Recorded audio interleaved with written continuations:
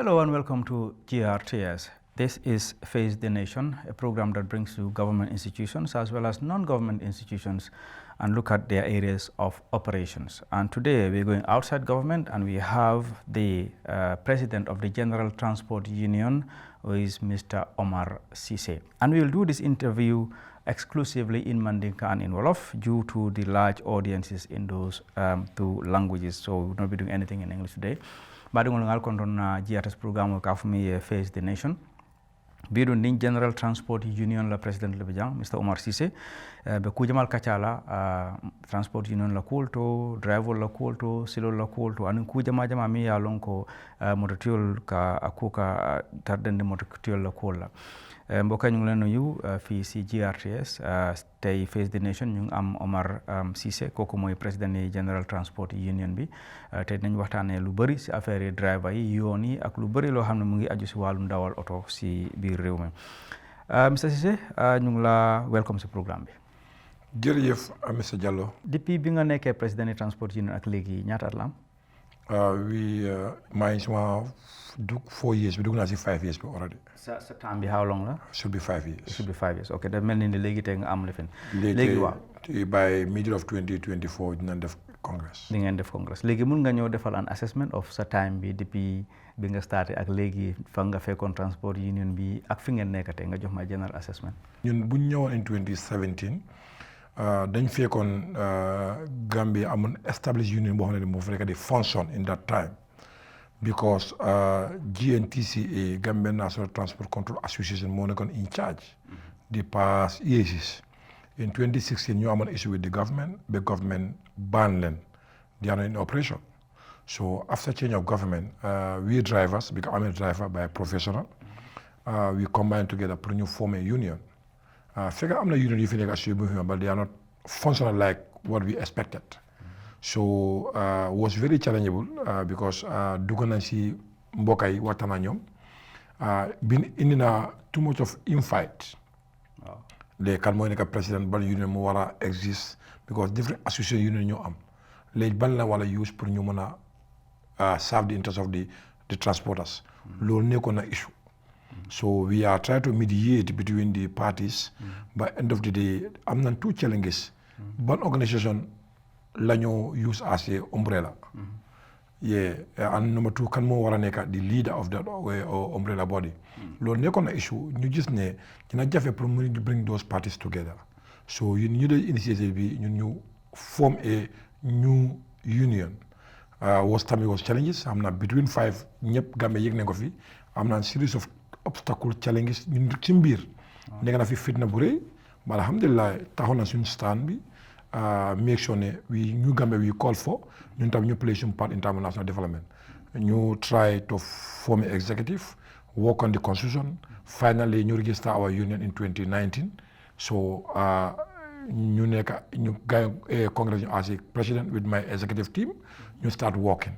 Was challengeable time union yi bari na alhamdulillah I think tey Gambia yëpp gis na suñu taxawaay ñu first and foremost bu ñu ñëwoon lan lu ñu njëkk a def mooy drive fay xam ne lan mooy union.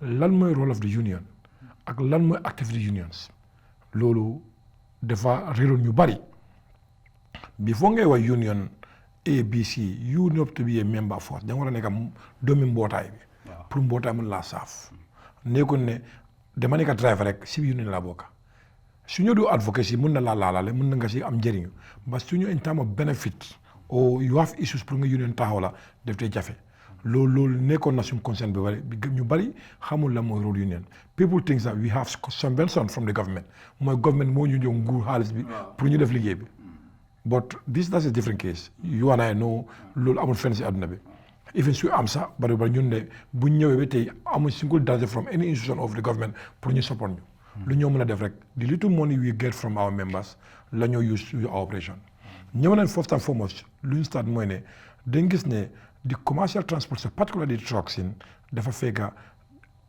business bi dañ ko hijack dafa nekk ñu ko amul ñoo xam ne ni ñoo manipulate the system bëgguñ call in ay names ba am na ñu group of people ñu occupy the commercial transport sector in particular in goods because man foofu la doon liggéey xam naa di constraint bu ñu doon face boo kenn du ma ko wax bu ñëwee loolu la njëkk a fight gis nañ you introduce queuing system with the collaboration with the government and the relevant stakeholders ñun we are advocacy group they engage government xamal na lii mooy constraints bi lii su ko defee jàmm lii la mën a indi Gambians employment lii la mën a create lii mooy nekk njëriñ bi was métti woon na because that time ñu bari understand nañu ba end of the day interest of the Gambian people government ñu nangul ñu ko bi ñu di guidelines naka la ko war a opérer ñu joñu ko ñu nekk custodians ñu commencé implement the queuing system within the domestic within the country bu mu fa jógee ñu ñëw ci transit side bi ñu gis na tamit driver yi pour ñu mën a am goods pour ñu transport other transit equal states dafay nekk problème loolu tamit nekk na fi issue ñu bari yéeg nañ ko ñu engage the government and relevant stakeholder finally bañ get that document from the government bañ sign agreement with the government how to operate that queuing system tey lot of Gambians lot of individuals gën na fa employment ñu si njëriñu loolu ñu ñoo ko indi and number 3 bind na that relationship diggante ak government mooy we are union we are advocacy group but we are partner in development sometimes sa jabar sa doom di ngeen xulu ngeen xëccoo ba lu tax am leen benn goal naka la ñoom la fi seen kër si kanam sometimes ñu jotee government bi but government xam lan mooy su rôle ñun tamit la xam lan mooy government role because our number role is to protect the welfare of our members and number 2 to negotiate on behalf of them so am na that relationship with the government and relevant stakeholders lu ñëw ci transport government nañu woo ñu waxtaan bi nga am opinion and ideas naka la mën a serve suñu members and the same time the entire the population of the Gambia loolu tam ñu ngi koo def and in terms of in our cross border transportation suñ njaboot suñ génnee si biir réew mi soo fekkee ne am na fa issues constraints naka la mën a advocate pour ñu mën a nekk si jàmm am na ndax MOU with some countries like Gambia like Senegal Guinea-Bissau right now we don't have any official MOU with Mali and Guinea Conakry but am nañ verbal agreements yoo xam ne ñu ngi ko work out right now we are working as a team pour ñu am tripartite MOU within the country pour doomi réew su génnee Gambia mën a xam ku koy taxaw te soo fekkee ne suma doomi réew mi jënd ak Mali am na fa issue automatically am na ku may contact comme ne moo koy taxaw comme moo koy taxaw fii ñun tamit di same so bari nañ in terms of road safety issues we do advocacy dañoo am programmes engage suñu driver yi nit sooy dawal tali bi si kaw tali bi lii moo la war lii moo sa responsibility and defensive driving in terms of awareness also loolu ñu ngi ko def loo xam ne bari na ako duñ neem yëpp bari na tey I feel ne already di problème lu ñu amoon mooy ne am ñoon structure dem fekka bayal kese loo xam ne ni dara nekkul foofu soo ñun dañ ko commencé woon sampa am na established office Banjul yoo xam ne ni mooy head office am na regional office all the region at the country no am na national committee yoo xam ne mooy decide in the decision yoo xam ne dañ ko doy teg the executive moo toog Banjul to work about soo fekkee national issue ñëw na the executive will meet monthly they discuss about the constraints they have been facing or the recommendations or the challenges or lan moo xew si region si so that we can discuss and agree on naka la ñoo roadmap so lii la ñoo liggéey as of now we have a structure now we are finding a way out naka la ko expand pour mën a serve all the Gambians. léegi seen membership how big is it soo ko divided into truckers yi ak yeneen commercial drivers. I think the membership right now uphold mu si trucking side because we understand na ñoo gën a xam the unionism than domestic parce que the passenger transportation soo ñëw in awareness about the union trucking side bi ñoo gën a xam ñoo ëpp member ñii dinañ nekk member in verbal but pour ñu am official document about membership loolu moo jafe because xamuñ union naka lay operate because they feel ne soo fee ñu ne tey transport union rek is cover all of us that is our intention but to be a member pour nga nekk doomi mbootaay dafa am lu la war mooy ne you need to have a membership cards you need to pay your monthly dues loolu moo mën a sustain union pour mën a def operations because that is the money we la ñoo yaakaar pour mën a do our joxe suñu allowance suñu staff si suñu executive bi and some of the operational cost and at the same time so if you need assistance we can stand for you and guide you in terms of any transport operation during your working time. Okay, ndax loolu is because most of the passenger transportation the drivers themselves don't have much power in the vehicles that they drive ñeneen ñoo ko moom ñoo xam ne nekkuñ drive fooguloo na loolu is part of the. in the union bi nu ngi ko form is not limited only driver. It's all the commercial transport workers. So when a vehicle owner, commercial vehicle owner, is so right consumer you're not doing to be a member. So when a garage attend a safety garage, on garage because you're a dollar, bring a bogasi. Likewise driver. People then could be limited into driving aspect all, but it's beyond that because we expect two things. Before driver the am kunjika am moy the vehicle owner. Moy employee. So employee so amon nak employee munta am. Kon so product so bëgg sa business bi dem da ngeen jëga protect di institution bi pare ngam so ko am liggéeykat. Parce que institution amon nak liggéeykat du am.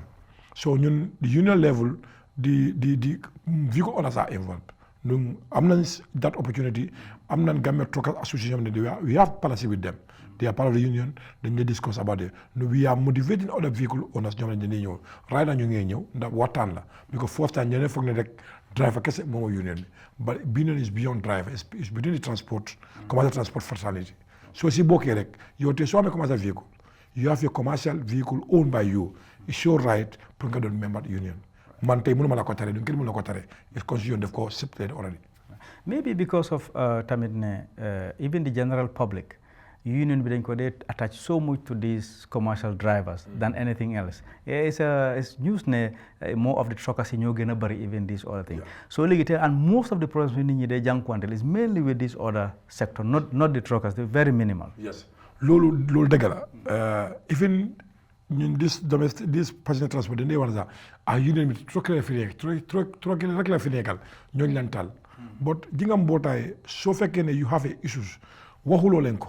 Du yaawuñ boppa mënuñ ko xam but tey soo fekkee am nga issue you go to right authority nga you la jox complaint dina make sure do something about it but at the same time bi soo bëggee nit mu taxawul la da nga doon taalibeem bi taalibe ne sent da nga ne ko doon member pour tey soo fekkee tey driver woona ma mu ne ma am na issue at Gunjur for example it's not a member est-ce que dina am doole ma faciliter nit yi use the union resources pour ma dem taxaw loolu su ma ko dem maa yaxaluwaat so loolu tamit du ma ko risque jaruloo ma ko. So these are the things you need to jafe. And secondly, to know who are the people you need to contact. Because today, right now we are in the program. But so far you don't know the arrangements, people involved. Say you munga am problem, or even your right have been violated. But don't have koy so so getting munga you am so and so forth. But you don't know where things are going. But the passenger transport lui issue moine you feel ne was dormant. Then ko take on to Fratalungo in the sense that not only union, even the government level. Mooy ne luñ ci war lañ ci defut. So fekk am nga mbir loo xam ne defoo ci loo ci war you don't expect pour nga am good resources. Tey coono boobu la ñu jànkuwante. Fitna bi yàgg na léegi lañ ko commencé di ko voice out di ko wax nit yi commencé ko xam. Because lu tax ñu ko def mooy that's our TOR pour ñu xam ne lan mooy coono bi. Pour the policy makers and the authority decision makers, you must make attention to the subject for you to try to rectify it. But right now, the government you face the constant challenges about the passenger transport in the country, particularly the commercial aspect. So, learn more way forward, that's the question now. Didn't you see that part? Like, a little bit. Being in Dore, among a chow government create the enabling environment yen create len and then yen ngeen door work on until this now léegi ba léegi naka la seen relationship bi mel ni ngeen a liggéey ak government because léegi xam naa di ngeen dee nekk si ay forums di ngeen dee meet naka la relationship bi mel léegi as to be honest with you as far as the general transport is concerned we have a very very cordial relationship with the Gambia government since I came to be a president ñu register this union because I'm the first president ñun ñoo ko established we are the founder. We government munta any issues in transport di nañu o lañu suñu opinion do not only opinion consultation we will recommend and agree based on principle and terms loolu to be honest even dem na be side agreements naka la ñoo liggéey so loolu ku la joxul loolu bàyyi la dara xanaa sometimes lu dee xëy mooy implementation aspect xam nga lu you all know government si challenge nañu agree naka la ko implémenter because ku soona ku xiif mu ngi xaar mu xew ko defee na léegi la ba sometimes ba dëgg am nañ very coordination with the government any issues in terms of transport even beyond transport even economic issues because tey man am na opportunity most of the economic issues dama ko ci bokk sometimes security issues dama di invite as a transporter because it's connected with security transport is connected issues loolu dañu ñëw ñu discuss ñun that discussion they give you the maximum respect you give your due nga jox sa xalaat sa opinion no so it's genuine then ko debate everybody's agree on it so to be honest we have that collaboration with the government then foog ne that's the only way how sometimes people think ne sometimes you protest New Haven. No, that's the beauty of democracy. It's beauty of democracy because that's why you call it a democratic country. So you have all right to go out, to voice it out. Sometimes you this is from work, just to show your position. But doesn't mean you are not have a partnership. Just to call the attention of the government that particular subject, but I'm not very coordinated with the government as of now, since we started up to date. Okay. Legi, you touched on the economic issues, and that is very important. Mainly, the majority of your members, they contribute a lot in terms of economic development of this country, in terms of moving goods in and out of this country. Yan ñoo nekk the challenges in terms of moving goods from Gambia to Senegal to other countries and vice versa. What kind of challenges you nekk on the face, and how are you trying to tackle them? Yeah, we have a challenge because Gambia have a very good strategic location in terms of transiting industry. Because most of my driving I do the cross country driving, particularly in transit areas. I'm not considered in terms of respecting the ECOWAS protocol, because we have the protocol in place. We govern as a member of states. So you have procedures. So procedure affect Gambia, particularly Senegal. Because these non-tariff barriers, some charges, some harassments, escorts, these are the things they could use against economy. Take businessman so ko buntu hatala yeneni. Doko de wax general directly but yanko wane problem gira. Because always businessman they have calculator. They use their calculator. In the bagas Gambia, nyata wara cost pour mu dem suma final destination bi. But wache ko Senegal nyata wara cost. Su gisee ne ñoo Gambia mo gëna bari coono mo gëna bari cost. Do you think so dina fi ñew? Du ñew. So tay so ñew in term of timing Gambia mo ñoo gëna good on that. So in terms of safety and time release, but the disadvantage we cannot access this country through passing through Senegal.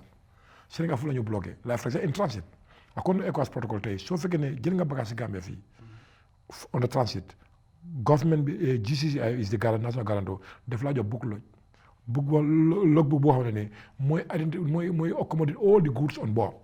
Defee nga def so demee you need to tender the document to the authorities at the border, but that document are not accepted by them. So it's best known to them. But that is against the ECOWAS protocol. So tey yow borom moto bi mooy ñëw mu dem si custom bi moom mu commencé detail lan moo nekk si biir already xam na loo xam ne ni authority boobu ne state authority moo prepare that document jox la ko. No, that's recommended by ECOWAS, not only Gambia. We call ISRT agreement. So, Bobby ñu jola escort fee accept nango, make sure ne bagas bu ngwachi Sibir Senegal, just to protect that economy. That is right. But now luñ defé moy, then they escort from like, for example, let's take Guinea-Bissau as example. They ngay jógee border.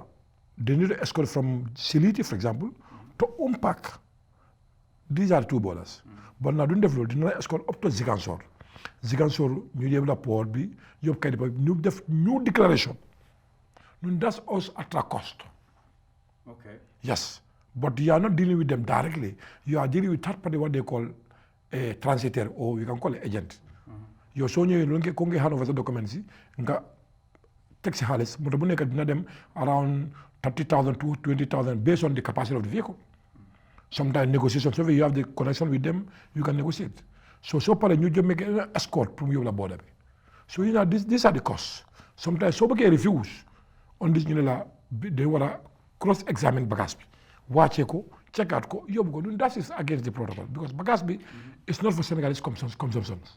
Okay. When Bagasbi, if you're just passing through Senegal to the final destination, what the Senegal is supposed to do is make sure Bagasbi escort from the point A to point B, watch it economic. So this is more here Mali, more here Guinea Conakry, more here. So end of the day, frustrated Bagasbi. Okay. Yes, because this cost end of the day they calculate. So far in the Gambia for the they go use and Senegal time the same. Like for example also, show them Senegal. They have custom at the border. When you make a declaration, you charge that or you make a document for you have for based on their arrangements. Nga move within 100 meters, then the custom was a task and they check out through check. ñun defara offload ñun that offload and unload yow yaa jël responsibility bi. And number two, offloading and unloading. Okay. Or number two, ñun bagage su yaaxoo sa bagage moo yaaxoo. ñun si yeneen bagage yi wàccee yéegal you know that's cause damage. So dafay oblige borom bagage bi nga jox leen xaalis. You prefer pour nga wàccee sa bagage bi. So end of the day these are all costs. So daf lay frustrate borom bagage bi businessman bi pour mu bañ a use Gambia as a transit point. Okay. So yaakaar naa the government and through Ministry of Transport and Finance and GRA did work on this because before this bilateral agreement it's very good. It's accepted by the ECOWAS protocol. Wow. But we have the protocol in place first. Loo xam ne moo ñu govern ñun ñëpp jàngee nañ ko xam nañ ko. So if that protocol are not be implemented, so end of the day what are you telling us?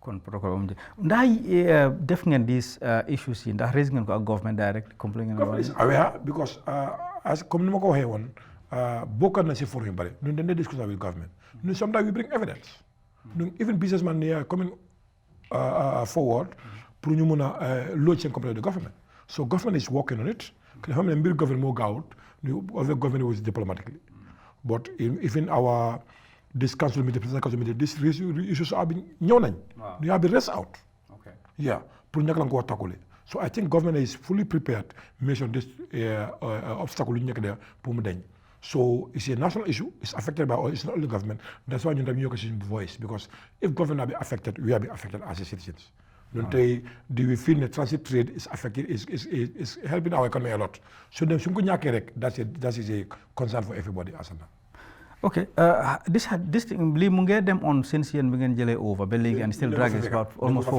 5 years da nga ko fa fekka yàgg na because man bu ma ñëw si transport sector fekk naa ko fa but ñun ñoo ko start di ko advocate because that is our keyword suñ gisul loo xam ne is abnormal la protocol is affecting our members to voice it out do the advocacy on it until mu solve ñun that is our position donc su mu sa taay biñ gis ne mu génn fu ñu toog dinañ ko fa wax fu nga am opportunity if one second single dina ko voice out pour make sure ku nekk mën a xam su ñëpp di ko waxandoo rek yaakaar naa end of the day we can support each other xam nga sometimes yenn issues yi like I'm not speaking behalf of government but government soo la ko wax du nga ko xam because office la nekk maybe they are diplomatic but we are technically field workers so am some issues soo fekkee ne nekk di ko voice it out du nga am secondly tamit soo fekkee ne you do use media platforms most of the people sometimes government you know put it accountable make sure that Mr. Jallow, this is your responsibility. Not need to work on DEFCO.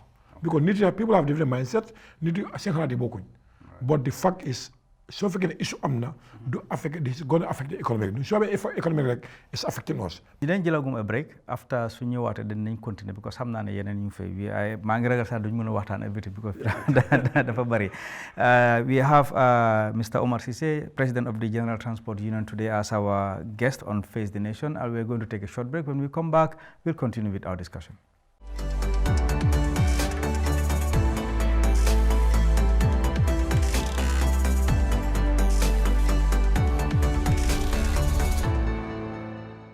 Welcome back. You're watching Face the Nation and this is GRTS. I'm Ceesay Jallow and I have the President of the General Transport Union, Mr. Omar Ceesay, and we've been discussing about transport and transport issues. Mbokk ñu ngi leen nuyu fii si Face the Nation ñëwaati nañ ñu ngi waxtaan fii ak Mr. Omar Ceesay Transport Union General Transport Union President bi si affaire yi transport Gambia ak Sénégal ak loo xam ne yëpp dafa aju si affaire yi transport bi xam naa ne ñëw si soose waaye bugguma break flow bi si discussion bi léegi waxtaan nañ affaire yi trucks yi léegi amoon na benn time amoon na incident affaire yi passenger transportation diggante Gambia ak Sénégal whereby GTSC dañ am like an agreement with another organization in Sénégal pour ñu mën a move transport passengers across the borders amoon na issues naka la issues yooyu noonu mel nekk ni issues yooyu ba léegi fu nu mu meloon lu la mel ba léegi discussion ñuy nekk di on ba dëgg di opération dara ceeñut fa because ñun balaa ñu ñëw si office bi over 30 years ago the commercial motor Gambia ne ko allow leen pour Sénégal I think the first started since Sénégal or Gambia confederation mu tas because amoon na that agreement those days loolu ne ko di am so Gambian commercial vehicle du mun a dem si FP client yi yóbbu ko Sénégal unless mu nekk dëj ngeen leen si border bi ñaan gaay or event like Magal Tuba or Gamo event, like economic event. That's good for them. But after that, no. So GTSC also ñëw nañ commencé na operation. So the operation bu ñu dem di nit yi commencé like seen service bi xam nga. So Senegalese people commencé raise alarm on it. Probably not the union, not the about the Karen community. The people living in Kara ñoo make a noise. Fekk na government also ñu ngi make engagement how to revitalize that agreement. Now you call it ISTP, Interstate Road Transport Permit. Loo xam ne ni government of Gambia make na committee called Corridor Management Committee naka la ñoo implement that agreement. We are part and parcel of that committee discuss nañ ba Gambia just to make things short ba Gambia government jox driver Gambians ak borom moto yi go ahead pour mu teg permit bi pour ñu access Sénégal. Based on the ECOWAS protocol. Because ECOWAS protocol, the free movement protocol saying under Article 5. So if you are using the commercial vehicle, you can use any ECOWAS states. You can go within the 15 days, but you are not able to involve any domestic transportation. Okay. In private, like you're so private, ECOWAS protocol for you within 90 days, 3 months, without any harassment. But that's not the case. We all know. So government loolu bëgg indi so discuss nañ ko ba jox na nit yi permit bi but unfortunately we cannot implement it so ñu commencé rek nit yi commencé use na da permit dem si boole ñu stop leen here and there so I discussed with the MD of the GTSC mbir bi ne let's test the water because lu ñoo dégg here says la so ñu form a team with the journalists you know some authorities and executive members at GTSC you say boss as a normal passenger to go to Senegal. Then basically, guys stop you. Some of the journalists have been arrested by the authorities. Harassment. Lu nekk gis nañ ko fa. Ñu toll seen boss bi ñu ne ñu yéene Sénégal. Bu ñu ñëwee Sénégal nag foofu lañ conducté la interview. Ñu xam foofu lañ xam ne these people are the fact-finding mission because our intention was not to go to Senegal. But just to test the water. Lu ñu doon wax mbaa dëgg am du dëgg. So ñu media cover ko ñëpp gis ko. So I remember during the second presidential meeting, this matter was discussed until agreed, but was never implemented. This time around was agreed, but still implementation bi ñu ngi gis ko ba it's not been. Léegi naka la mel lan lañ agree léegi naka ñaata passenger vehicles la GTSC day bu fi no GTSC was open during the previous agreement. But during the second council meeting, dañ agree ne Sénégalais dañ ne suñ open GTSC and Dakar dem dëkk open.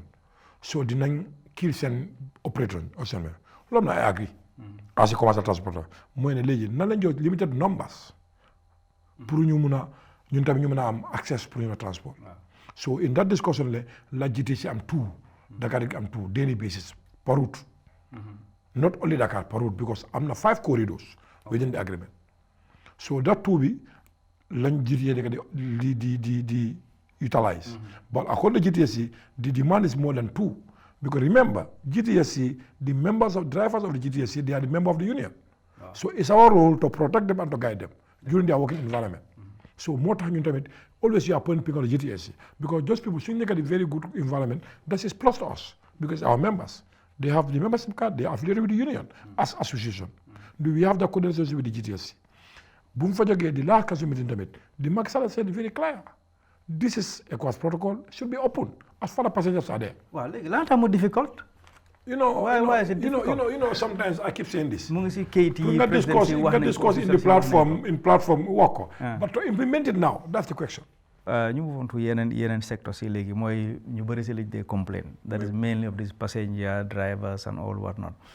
Ba léegi the situation also has not improved because xam nañ ne affaire yi pass mi nit ñi feeku fii a lot of issues mu ngi fa xaw ma ndax ngeen a liggéey ak that sector pour mun a improve situation bi because man to me I think it's either ne they don't care about your li ngeen a wax or lu government bi di wax because dañ dee wax leena and at the end of the day the problem is I believe only system nga govern people system mooy mën a yor nit ñi nekkul ne nit yi dañoo dox seen sago nga firi daal développement dafa am système in place système bu moo war a govern ñu ñëpp su secteur amul système nag pour nga contrôle dafay jafe moo xew si passenger transport sector.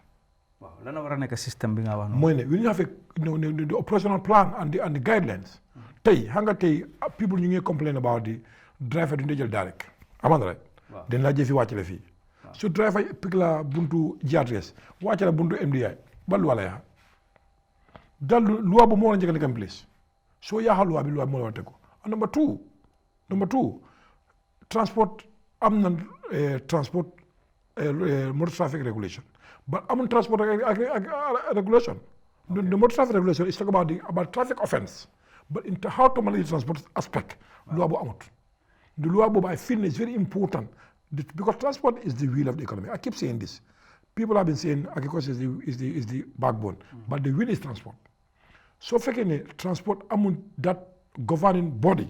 loolu tey du ne waaye def tey too bëggee nekkee transport looy def you go to GRA register nga fayoo sa tax bi nga dem police yi ñu pentu sa moto bi suba nga enter you don't have any guide any code of conduct lu lay govern so suba pour nga contrôle ko dafay jafe moo tax we come with this plan pour ñu indi des route lancing you remember. mooy li ngeen a nomba moto yi waaw dem na ba ci biir the police they cannot enforce it because it's the law. police mënuñ ko enforce. because it's not su kenn def na ko. waaw of na nga téye ko loo ko def. amul sécurité amul loi bu yàq. so these are issues and number three what the government also is lacking. the most important to control is don't need to create a commercial car parks garage su ne garage we are talking about the pocket garage dañoo ne KMC dafa am central car park ku jógee any satellite villages or regions, you go direct to that car park. So now taxi can pick the car park, you them to the communities. Well, mënuñu am façon space boobu fii léegi moom fan Roma nañ stage boobu. No, don't forget the land belongs to the state. This is national call. Waaw.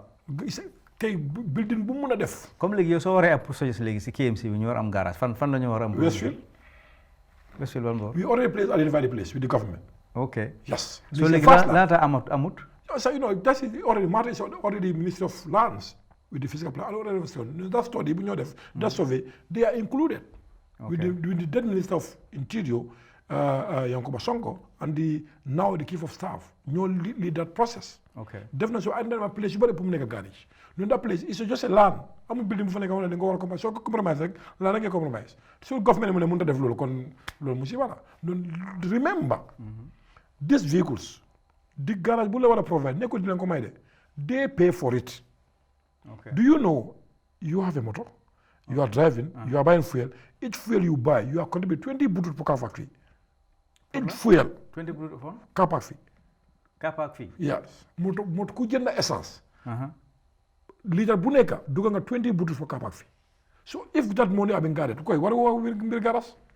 So xaalis boobu fu moo dem kon. xanaa ñu lay ko Ministry of Finance. ok léegi xam naa daal loolu. yes so ñaata fuel la ñu consomme par annum. ko each year. war na mën a pick big car park. ok so if you are serious. so su fekkee ne car park amoon nga bëgg a contrôle driver kan moo contrôle driver. driver bu taxaw fii kii taxaw fii ku ñu ko contrôlé. dañoo sonal si bopp yi cannot so ñu bëgg a contrôle di ñu crédit enable environment. buy contrôle nit ñi. te am na ku ma bëgg a moto. kii sànni banana. ma ko xool nit yi mu ne ma non environnement bi la mu ne ma soo dem Amérique kenn du ko wax moo ko dul sànni bi ko environnement du ko ala pour mu sànni ko. so the government need to create enable environment pour mën a do that ba tey soo ne nga bëgg a control driver yow government you don't want to invest pour nga joleen galas yoo xam ne ñoom seen yelleef la suba soo demee yàlla moo ko tooñ so ñun tamit that's our role make sure ne lu war government mu def ko ñun ba léegi gisuñ benn activity of the government pour mu def loolu ñun that's a huge amount of money. lan la gaa di joxe as an excuse pour loolu bu mu am. or ndax gaa dañ ko jox tànn. To be honest bu ñu started lii discuss na with the councils like West Coast. KM and Banjul lu ñu wax mooy amuñ doole pour ñu allocation de land lu ñu wax. lu council wax amuñ doole pour ñu allocate land bi. number two that fund nekkul di ñëw. ban fond. Dakar par fii. nekkul di ñëw fan. council.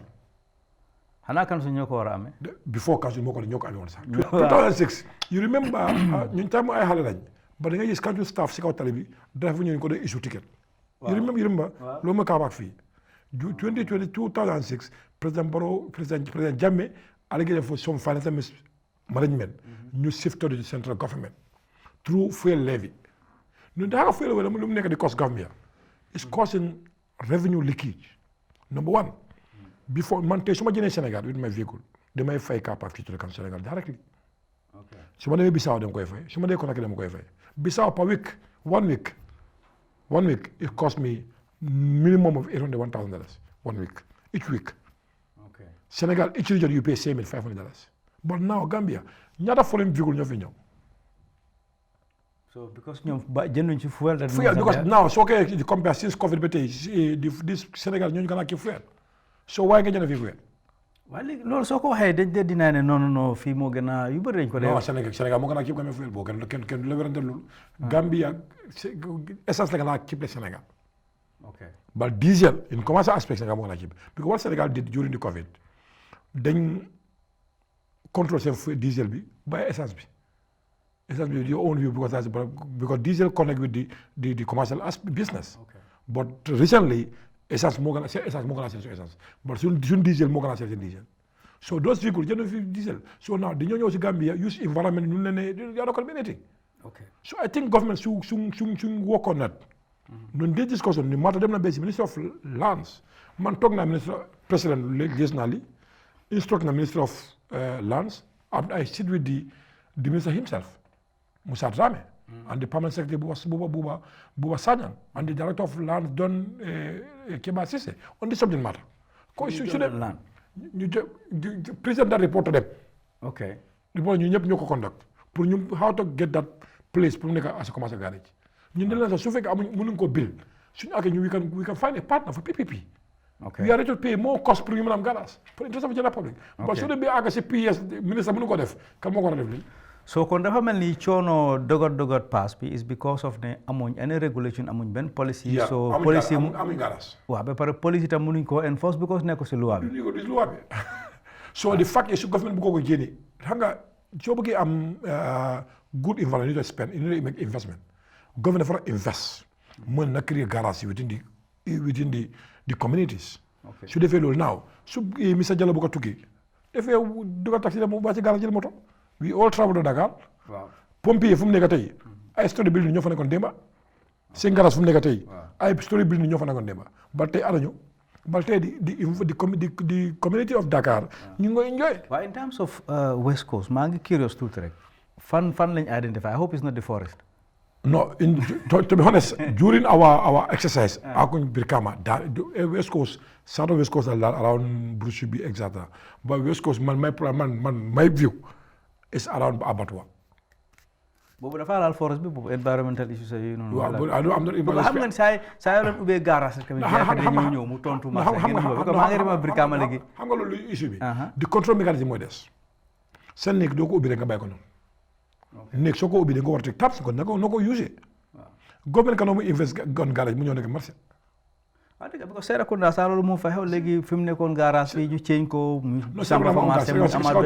si kaw tali yoo taxaw so that's why ñun man dama recommend mooy you see between college and abattoir you know am college lan I don't know but you got that place soo ko amee government mën naa def three things from that college from that forest dem jëne jàmma ja mën naa créer diversions people from Gunjur and Sanya N amuñ solo bi lu mu fay wut capital bit no example la hanga sometimes if you have got a Gunjur jarul pour nga dugg si biir nga jéena you need to create diversions just allow traffic flow so dem Kembuje you can use that forest land nga dem jéene Kembuje so automatically dafay boost économique bi ñu nga am garage fu ne soo ko sifee foofu léegi dina allow taxi tamit correctly allow employment for taxis pour mën a transport from people to garage to their communities ndax ideas yi ni share ngeen ko yes ñu nga share with them okay so what we need is the political will. All right, now let's move on to something else. Xam ne involved na drivers yi a lot. That is accidents. Fi mu nekk nii ba pare dañ dee wax ne Gambia mu ëpp accident in the world. Lan xaw ma na dana statistique am na show. Loolu ko firnde sax yaagut yoon bu es buñ def nii. Mu nga lot of accidents. Xaw ma nag naka la lan moo ne seen rôle yéen seen diggante police yi over naka pour mun a seet loolu naka lañ ko fi ne. Yeah, in terms of accidents, we are a member of National Road Safety Committee and the same time the working groups. And I'm not about the agreement with the police on how to work together to minimize road accidents. ñu ngi def loolu pour ñu engage driver yi waxa ñoom etc. But I keep saying this mbir bu nekk da nga war a seet fan la war a starté di nga tey soo seetoo fu mu starté rek end of the day di nga ko jéem ba pour balaa nga gis loo nekk di def dina jafe.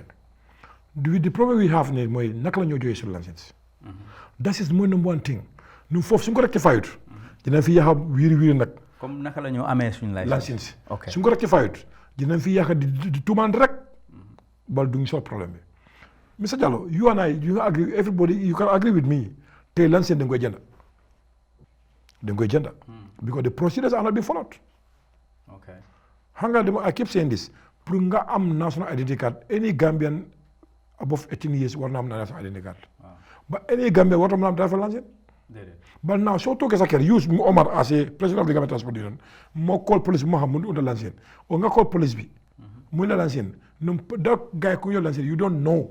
Mba mun na, mba munut. Mba jàng na, mba munut. Hanga mu so laajee gars yi dañ ko dee deny de. Dañ dee ne loolu. Mën nañoo bañ lu ba ñu ko déglu xam na lu ñu wax rek tegu ko fenn. Mooy koo xam ne mus nga ko amee yoon. Yeah, 99.9% Gambia yëpp noonu la amee license. The procedures, license soo ko ut, the procedures are there under the Motor Traffic Act. It's very clear. Do the assessment, ñaata nit moo jaar foofu. It's very minimal. Est-ce que am na sax jamono bii. And number two, I keep saying this, so government privatized license jox ko private entity. It's not bad, but for me, I disagree with that point. Dama fi ne Gambia dafa nekk under government purview. Ndëkk security aspect. Okay. Because it's connected to livelihood of the Gambian people. Tey ñaata nit ñoo si loolu si kaw tali bi. But license soo ko jox private entity, comme dafa invest employ, expect what? Profit. The more license you print, have more money. Business ñëpp noonu la. Nga am more customers. The license what are based on customers. Therefore based on competency and qualification. The police need to do cross-examination.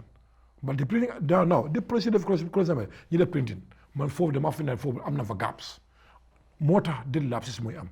Even jamono boobu police joxe license, even I disagree. Pour police joxe license, man I totally disagree. But time is far better than now. Bu police di ko joxe doon joxe. Time boobu la am security than now. To be honest with you. Okay. I disagree pour police because you cannot be a judge and be a jury. I disagree with that. But time boobu moo tane woon sax léegi. So what I recommend for the government mooy nañ am loolu. Because tey ñu nekk si kaw dalu moto yu am accident mënuñu oto loolu mooy dëgg. You can drive, am a driver license, but you don't qualify because to drive a vehicle that's a one aspect. Road science, road corridors, traffic regulations, and defensive. You need to be a master on this. But si moto bi su misbehavior you cannot control it. And number three, drug involved. Okay. Yes, but now tey soo demee Motor Traffic Act moo tax we keep advocating nañ review our recent Motor Traffic Act. Mooy ne nit pour nga naan alcohol Gambia is not a crime. Is it a crime? It's not a crime. But now su nit yee nit muy drug tey léegi ba loi ba Gambia ban percentage la may waroo ko romba amut ci loi bi. Oh, okay. Yeah, you cannot drunk and drive. But how can I confirm you are drunk and drive? Okay. So that's the time. Balaa ngay jël bi yóbbu hôpital yow sax mu ngi yow sax sa drug sa doo sa mën naa wàcc. Mun naa because a lot of business mu ngi ñëw. Sénégal li def mooy you can drink but you cannot go beyond this limit. So Gambia amuñu loolu that is vague in the constitution. Yeah. So that's the issue. And let's call it the road corridor, the road network. Naka la ñoo bindee suñu tali bi. Are you factoring the security elements? Now, so far the road signs are available starting within 1 year. You done, you buy on. What are you encouraging? Accidents. Go to tali even that wide margins. So we say concern address the responsibility NRA. That's why we are giving them fund. Hanga keep saying this. Each fuel you buy, you contribute $3 for NRA. Okay. But but each fuel you buy, you contribute $3 for road tax. Okay. So that money is being properly managed. Boy, what do you tell it? Maybe claim but that's not my concern. My concern is Talibi so far the motor accused. I disagree. You driver that's why driver get insurance. So not somebody's probably to pay the property. Yeah. But so far you put roads and you done yep. But loolu mo antina ba legi when land bu bobu ma ken ko fa gene bal yep farna lay fu ndone bal betay they are not replaced. Those are very important in terms of if you choy dawal sigudi. And number 3, the road soldiers stay show them brikama or certain areas. So part pour nga wacce tali it's a problem. Wow. Yeah, it's a problem. So fekene dara mu ngay ñew nga bëgg ko mono you want to see defensive driving. Where are you going? So these are the things it's very key, it's very important, but they are not being material the use. So if that's the case, we are in the environment, we expect more accidents. Man gisuma any sign number accident. That's why this OIC highway ñu ngi rend rek Okay. Even so, the police have to go on. They don't actually want you because they need to take the institutional arrangements and try to do the corrective measures and do the enforcement according to the law. Well, léegi foog nga ne comme yow ñoo defar ni ñu ngi gis new types of rules ñoo gis ne necessary na pour yéen with the police with the NRA ngeen def sensitization because fi mu nekk ne soo gisee ni ñoo dawee si tali bi da nga xam ne nit ñi understand la nay tri leen ak fan ngaa dawee ak yooyu noonu xam nga nag loolu yeah, loolu is very important but I think the most important is security figures. I keep saying this. Even I have interviewed with journalists. Let's go to Dakar. Let's take example. Mo go Dakar certain areas the pedestrian do have access pour mun a cross tali. They were in the flyovers. No flyovers doo koy nekk sampar nga am ko you do put condition. Ñekkul ne day take flyover fii nga bàyyi tali bi mu open nga ne ma yegg si du ma yegg. Mooy ne soo putee flyover you need to close that gap. So dina force Mr. Jallow or Mr. Ceesay pour mu use flyover bi or du dem. Go to Dakar loolu ma fa nekk go to James or those many countries. coono bu nga jël pour ñaay is better. doo ñaay sax doo am access pour ñaay. mais soo ko ñaayee the police have already put it and most important enforcement. su am that infrastructure arrangement ba pare ñu ñëw si enforcement and enforcement aspect not police officer boo xam ne dafay put uniform de black and reflector rek fu non ñu to be trained xam lan mooy traffic management but ñëw driver bu ñëw rek ana insurance bi yow think that's nga mel ni suñu gars yi xamuñ traffic bi lool loolu may dëgg am ñoo gàccee sa bilib rek ci bi di peuple déglu ma waxoon naa gars pour ñu ñëw fii tey si programme bi unfortunately ñu ne ma remind leen bàyyi woon na ko ma leen koolee aw ma leen and then that's why ne ko ci ni ko noonu yéen a pa fee nekk I just wanted to make that clear I have tried to get the police here unfortunately I couldn't get them probably they are very busy and they should be able to answer to all of these things. Yes. The police at the highway the most of them do not understand what is driver regulation means, what is the role of that officer in that particular point. Not Mr. Jallow and insurance. You are there to protect him. His driver be a passenger on board. But I keep saying this. So driver be ñëwee mama ñëw ak suma moto bu feeraay maay góor pour lan moom am dépense ko par ndawal bi ko ñëpp loolu ñoo liggéey nga ñëw suma téléphone bu amee nga nangu si man nga bàyyi ma dem loo expect si man ak anga boo su ma ko teg si man bi la moo xew.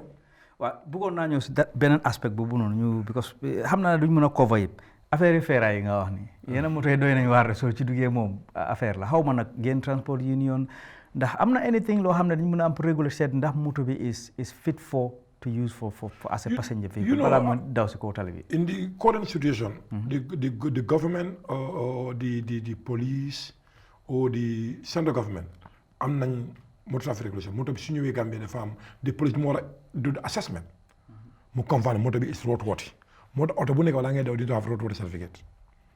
Understand nga but we all know lu police yi def mooy di ñoo def di ay testing because amuñ matériel pour mën a def testing dañoo xool moto bi rek feeraay bi xam nga boobu mu nga waaye am na yenn toogu yi moom soo ko gisee mu ni war nga xam ne bii moom that's the mandate of the police.